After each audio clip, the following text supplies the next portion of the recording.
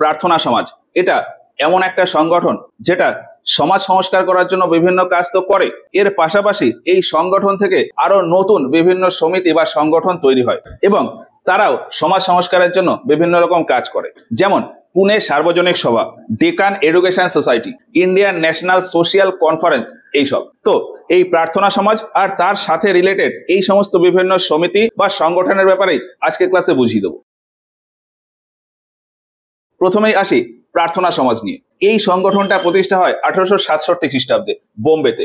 এই সংগঠনে দুজন ব্যক্তির নাম খুব গুরুত্বপূর্ণ, আত্মারাম পান্ডুরাং আর এমজি রানাডে। দুজন ভাই ছিল, ডক্টর আত্মারাম পান্ডুরাং আর দাদোবা পান্ডুরাং। এই দুজন মিলে বোম্বেতে 1867 খ্রিস্টাব্দের 31শে মার্চ প্রার্থনা সমাজ এই সংগঠনটার প্রতিষ্ঠা করে। যদিও প্রতিষ্ঠা হওয়ার সময় এখানে আরো বিভিন্ন ব্যক্তিরা ছিল, যেমন এমজি রানাডে অর্থাৎ মহাদেব গোবিন্দ রানাডে, বমন আওয়াজি মোদক, এরা। পরবর্তীতে আরো বিভিন্ন গুরুত্বপূর্ণ ব্যক্তিরা এই সমাজে যোগ দেয়, যেমন 1870 খ্রিস্টাব্দে রামকৃষ্ণ ভান্ডারকার, তারপর 1898 খ্রিস্টাব্দে ধন্দ কেশব কারভে, ভিত্তাল রামজি শিন্ডে, এরা। এবার বলা হয় যে 1867 খ্রিস্টাব্দে কেশবচন্দ্র সেন ব্রাহ্ম সমাজের হয়ে বোম্বেতে একেশ্বরবাদের প্রচার করতে এসেছিলেন এবং তার দ্বারা ইনফ্লুয়েন্স হয়েই মানে অনুপ্রাণিত হয়েই এই 1867 খ্রিস্টাব্দেই প্রার্থনা সমাজের প্রতিষ্ঠা হয়। ব্রাহ্ম সমাজের মতন এই প্রার্থনা সমাজও মূর্তি পূজার বিরোধী ছিল এবং একেশ্বরবাদে বিশ্বাস করত। যদিও ব্রাহ্ম সমাজ ধীরে ধীরে একটা ধর্মীয় আন্দোলনে পরিণত হয়ে যায়, অন্যদিকে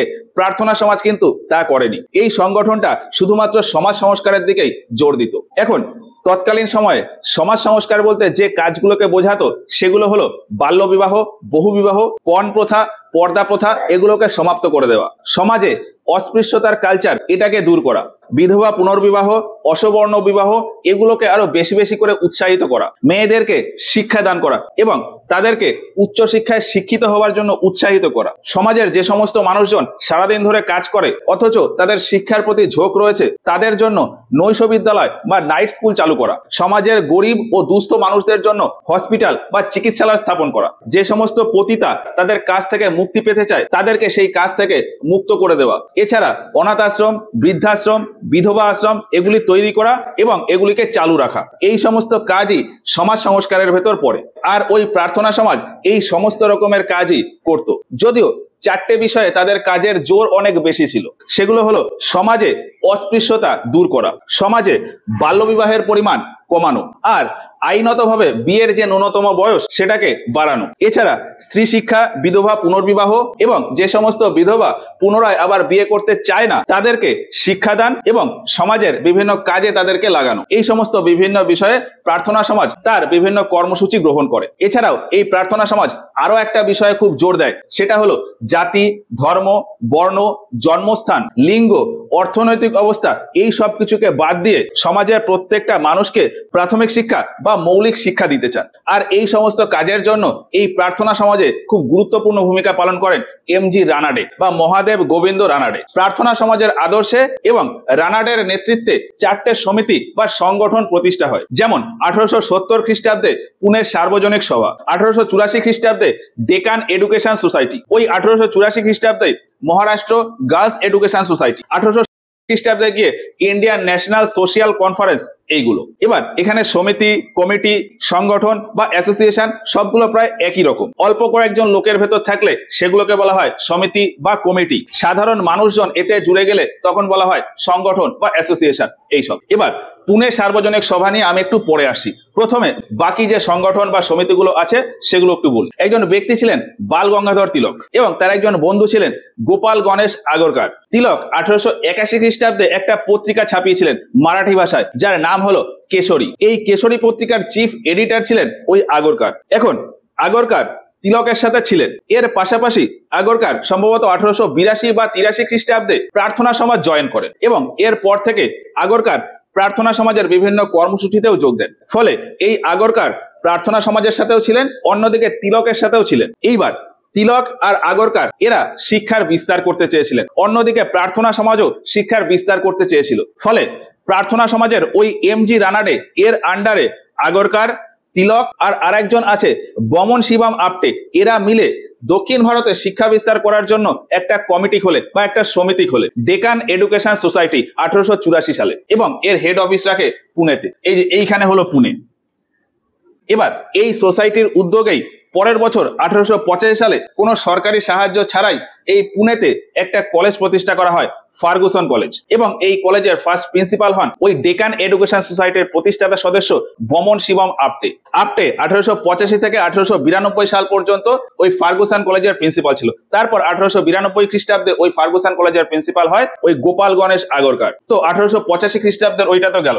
এর 1919 খ্রিস্টাব্দে গিয়ে এই সোসাইটি আরো একটা কলেজের প্রতিষ্ঠা করে মহারাষ্ট্রের নিচে এই কোলাপুরের কাছাকাছি একটা জায়গা আছে সাংলি, উইলিংটন কলেজের প্রতিষ্ঠা করা হয় এই সাংলিতে 1919 সালে। এবার ওই গোপাল গণেশ আগরকার সম্পর্কে আরেকটা ইনফরমেশন আছে, আমি একটু বলে দিই। আগরকার 1881 সালে ওই কেশরী পত্রিকার চিফ এডিটর তো ছিল, কিন্তু পরবর্তীতে 1888 খ্রিস্টাব্দে গিয়ে আগরকার নিজের একটা পত্রিকা ছাপায়, সেটা হলো সুধারক, মারাঠি ভাষাতে। তো ডেকান এডুকেশন সোসাইটি এই ব্যাপারটা গেল। এরপরে বলি মহারাষ্ট্র গার্লস এডুকেশন সোসাইটি এ নিয়ে। প্রার্থনা সমাজের একটা ভাইটাল কর্মসূচি ছিল স্ত্রী শিক্ষার বিকাশ করা। আর এর জন্য এই প্রার্থনা সমাজের যে সমস্ত ফাউন্ডিং মেম্বাররা ছিল তাদের ভেতর এম.জি. রানাডে আর ভি.এ. মোদক এবং এর সাথে আরো বেশ কয়েকজনকে নিয়ে 1884 সালে নতুন একটা সমিতি ফর্ম করা হয়, মহারাষ্ট্র গার্লস এডুকেশন সোসাইটি, এটাও পুনেতে। এবং ওই সোসাইটির উদ্যোগে 1884 সালেই পুনেতে একটা গার্লস স্কুল তৈরি করা হয়, যার বর্তমান নাম হলো হুজুরপাগা গার্লস হাই স্কুল। যদিও অনেকে বলে যে এই স্কুলটা প্রতিষ্ঠা হয় 1886 সালে। তো যাই হোক, এরপর 1887 সালে গিয়ে বোম্বেতে প্রতিষ্ঠা হয় ইন্ডিয়ান ন্যাশনাল সোশ্যাল কনফারেন্স। এর আগে 1885 খ্রিস্টাব্দে ভারতে তৈরি হয়ে গেছে ইন্ডিয়ান ন্যাশনাল কংগ্রেস। এবার সবাই দেখতো যে আইএনসি বা ইন্ডিয়ান ন্যাশনাল কংগ্রেস শুধুমাত্র ভারতীয়দের রাজনৈতিক বিষয়গুলো নিয়েই ব্রিটিশ সরকারের সাথে আলোচনা করত, সমাজ সংস্কার নিয়ে কোনো রকম আলোচনা হতো না। এখন প্রার্থনা সমাজ দেখে যে সমাজ সংস্কারের বিভিন্ন বিষয়ও ব্রিটিশ সরকারের কানে দেওয়া প্রয়োজন। এবার 1885-87 এই সময় দক্ষিণ ভারতে ইন্দোর এরিয়াতে দেওয়ান ছিলেন রঘুনাথ রাও, আর তার বাড়ি ছিল মাদ্রাসে, বর্তমানে যার নাম চেন্নাই। এখন প্রার্থনা সমাজের ওই এম.জি. রানাডে আর রঘুনাথ রাও এই দুজন মিলে 1887 খ্রিস্টাব্দে বোম্বেতে প্রতিষ্ঠা করে ইন্ডিয়ান ন্যাশনাল সোশ্যাল কনফারেন্স। যদিও এর ফার্স্ট সেশন বা ফার্স্ট অধিবেশন হয় মাদ্রাসে, ওই রঘুনাথ রাওয়ের বাড়িতে। ইন্ডিয়ান ন্যাশনাল কংগ্রেস ব্রিটিশ সরকারের সাথে ভারতীয়দের রাজনৈতিক বিষয় নিয়ে যেমন কাজ করত, এর পাশাপাশি ইন্ডিয়ান ন্যাশনাল সোশ্যাল কনফারেন্স এই সংগঠনটা ব্রিটিশ সরকারের সাথে ভারতীয়দের সামাজিক ও রাজনৈতিক এই দুটো বিষয় নিয়েই ওই একই রকমের কাজ করত। রঘুনাথ রাও সম্পর্কে এখানে আরেকটা বিষয় আছে, তিনি যেমন এই ইন্ডিয়ান ন্যাশনাল সোশ্যাল কনফারেন্স এর প্রতিষ্ঠাতা মেম্বার, এর পাশাপাশি এর আগে প্রতিষ্ঠিত হওয়া 1884 খ্রিস্টাব্দের মাদ্রাস মহাজন সভা এবং 1885 খ্রিস্টাব্দের ইন্ডিয়ান ন্যাশনাল কংগ্রেস এই দুটো সংগঠনেরও প্রতিষ্ঠাতা মেম্বার ছিলেন এই রঘুনাথ রাও। মহারাষ্ট্র গার্লস এডুকেশন সোসাইটি আর ইন্ডিয়ান ন্যাশনাল সোশ্যাল কনফারেন্স এই তিনটেতেই এম.জি. রানাডে ফাউন্ডিং মেম্বার বা প্রতিষ্ঠাতা সদস্য হিসাবে ছিলেন। যদিও এই প্রার্থনা সমাজের প্রভাবে পরে গিয়ে আরো একটা সংগঠন তৈরি হয় যেখানে এম.জি. রানাডে ছিল না, সেটা হলো depressed classes mission society for India, শর্টে বলা হয় DCMS। এটার প্রতিষ্ঠা হয় 1906 সালে। এর আগে 1898 সালে প্রার্থনা সমাজ জয়েন করেছিলেন বিত্তাল রামজি শিন্ডে। তিনি ওই প্রার্থনা সমাজ দ্বারা প্রভাবিত হয়ে পরে 1906 খ্রিস্টাব্দে গিয়ে নিজের তাগিদে এই DCMS সংগঠনটার প্রতিষ্ঠা করে। এই সংগঠনের মূল উদ্দেশ্য ছিল সমাজে অস্পৃশ্যতা দূর করা এবং সমাজের যে সমস্ত ব্যাকওয়ার্ড ক্লাস বা ডিপ্রেস ক্লাসের লোকজন আছে তাদের উন্নতি সাধন করা। তো এই বিভিন্ন অর্গানাইজেশন বা সংগঠনগুলো হলো। এর পরে আসি 1870 খ্রিস্টাব্দের পুনের সার্বজনিক সভা নিয়ে। 1865-67 এই সময় পুনেতে একজন লয়ার ছিলেন গণেশ বসুদেব যোশী। ভারতীয়দের রাজনৈতিক স্বার্থ রক্ষার জন্য 1867 খ্রিস্টাব্দে তিনি ছোট একটা সংগঠন তৈরি করেছিলেন, পুনে অ্যাসোসিয়েশন। এবার যোশী পুনেতে যেরকম কাজ করছিল ঠিক একই রকমের কাজ করার জন্য এম.জি. রানাডে 1870 খ্রিস্টাব্দে পুনেতেই আরো একটা অ্যাসোসিয়েশন খুলতে চায়, আর এই কাজের জন্য যোশীকে তার সাথে নিয়ে নেয়। ফলে রানাডে আর যোশী এই দুজন মিলে 1870 খ্রিস্টাব্দে পুনেতে একটা সংগঠন তৈরি করে, সেটাকেই বলা হয় পুনে সার্বজনিক সভা। এখন রানাডে যেহেতু একটু বেশি পপুলার ছিল, এই জন্য যোশী তার আগের ওই অ্যাসোসিয়েশন অর্থাৎ পুনে অ্যাসোসিয়েশন এটাকে 1870 সালেই এই পুনে সার্বজনিক সভার সাথে মার্চ করে দেয়, মানে জুড়ে দেয়। আর বিভিন্ন রকম কাজের জন্য যোশীকে সার্বজনিক কাকা বলা হতো। এই পুনে সার্বজনিক সভাতে আরেকজন গুরুত্বপূর্ণ প্রতিষ্ঠাতা সদস্য ছিলেন S.H. চিপালাঙ্কার। এর সম্পর্কে একটু পরে আসছি। এবার এই যে সংগঠন তৈরি হলো অর্থাৎ পুনে সার্বজনিক সভা, এটা তৈরি হওয়ার সময় এর মূল উদ্দেশ্য ছিল ভারতে যে সমস্ত কৃষকরা রয়েছে এই সমস্ত কৃষকদের কিছু আইনি অধিকার ছিল এবং এমন কিছু অধিকার ছিল যেগুলো কৃষকদের পাওয়ার কথা, কিন্তু আইনত তাদেরকে সেগুলো দেওয়া হতো না। আবার এরকম হতো যে কৃষকদের যে সমস্ত অধিকার রয়েছে বেশিরভাগ কৃষকই ওই সমস্ত অধিকার সম্পর্কে জানতো না। তো ভারতীয় কৃষকদের ওই সমস্ত অধিকার অর্জনের জন্য এবং তাদের অধিকার ফলানোর জন্যই মূলত এই পুনের সার্বজনিক সভা এটা গঠন করা। এছাড়া আরেকটা কাজ এই সংগঠন করত, সেটা হলো ভারতের সাধারণ জনগণের যে সমস্ত দাবি বা সমস্যা রয়েছে সেগুলো সরকারের ঘরে পৌঁছে দেওয়া বা সরকারকে জানানোর জন্য মিডলম্যান হিসেবে কাজ করত এই পুনে সার্বজনিক সভা।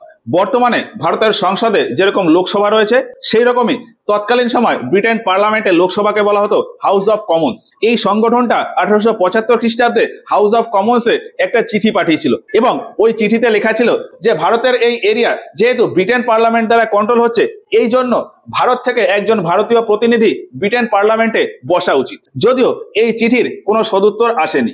এছাড়া এই সংগঠনের আরো দাবি ছিল যে 1858 খ্রিস্টাব্দের গভর্নমেন্ট অফ ইন্ডিয়া অ্যাক্ট অনুযায়ী ভারতের শাসনভার ব্রিটেনের আন্ডারে, তাহলে ভারতের মানুষজনকে ব্রিটিশ নাগরিকত্ব দেওয়া হোক। এরপর এই সংগঠনটা নিজের মতন করে একটা কোর্ট স্থাপন করে যেটাকে বলা হতো ন্যায়ীন সভা। তৎকালীন সময়ে ভারতে যে সমস্ত কোর্ট ছিল অর্থাৎ district court, subordinate court, high court, supreme court, এই সমস্ত কোর্টে কোনো মামলা নিয়ে যাওয়া মানে সেটা সময় সাপেক্ষ এবং প্রচুর অর্থেরও প্রয়োজন সেখানে। ফলে বেশিরভাগ সময়ই দেখা যেত যে সাধারণ মানুষজন ঠিকঠাক মতন তাদের বিচার পান না। আর ওই সমস্ত ছোটখাটো লোকাল ম্যাটারে বিচার দেওয়ার জন্যই এই সংগঠনটা এই ন্যায়ীন সভার প্রতিষ্ঠা করে। এবার আমরা জানি যে ভারতে মহাত্মা গান্ধী খাদি এবং দেশীয় জিনিসপত্র ব্যবহার করার ওপর জোর দিতেন।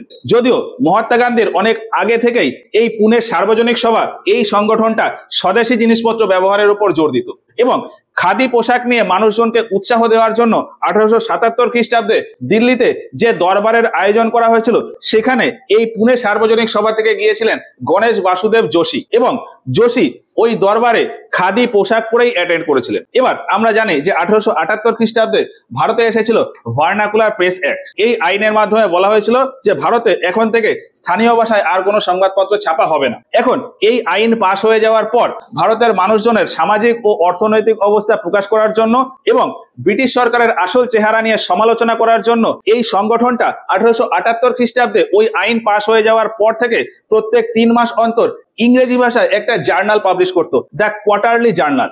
আর এই জার্নাল পাবলিশ করার দায়িত্বে ছিলেন SH চিপালাঙ্কার। এবার সময় যেতে যেতে এই সংগঠনের পতন শুরু হয়। 1876 খ্রিস্টাব্দে এই সংগঠনে যোগ দিয়েছিলেন বাল গঙ্গাধর তিলক। আর 1890 খ্রিস্টাব্দে গিয়ে এই সংগঠনে যোগ দেন গোপাল কৃষ্ণ গোখলে। এবার 1885-86 এই সময় থেকে দেখা যায় যে এই সংগঠনের ভেতরে বিভিন্ন সদস্যদের ভেতর বিভিন্ন রকম মত পার্থক্য তৈরি হয়েছে।